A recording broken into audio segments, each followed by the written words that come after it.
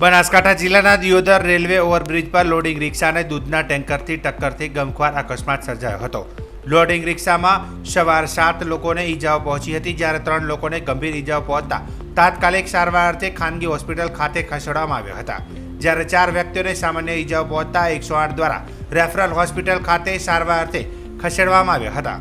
મહત્વનું છે કે પૂનમની વહેલી સવારે સણાદર મિની અંબાજી મંદિર ખાતે દર્શન કરી પાભરના અબાળા ગામના પરિવાર છકડા રિક્ષામાં ઘરે પરત ફરી રહ્યા હતા, ત્યારે રેલવે ઓવરબ્રિજ પર દૂધના ટેન્કરે ટક્કર મારતા લોડિંગ રિક્ષા પલટી ખાઈ ગઈ હતી।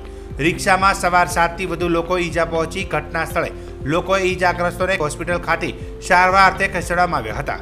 દૂધના ટેન્કર ચાલક અકસ્માત સર્જી ટેન્કર મૂકી ફરાર થઈ ગયો હતો। જોકે અકસ્માતમાં સદનસીબે મોટી દુર્ઘટના ટળી હતી અને કોઈ જાનહાનિ નહીં થવાના કારણે હાશકારો અનુભવ્યો હતો। દર્શન કરવા જતા અંબે માએ તે છકડો લઈને આવતા હતા, પાછળથી ટંકરવાળે ટક્કર મારે છે, છકડો માર્યો ઊંધો। પછી 4-5 જણાને તો ખાસું લાગ્યું છે અને બીજા 3-4 જણાને દવાખાને સરકારી દવાખાને છે, 108માં લઈ ગયા છે।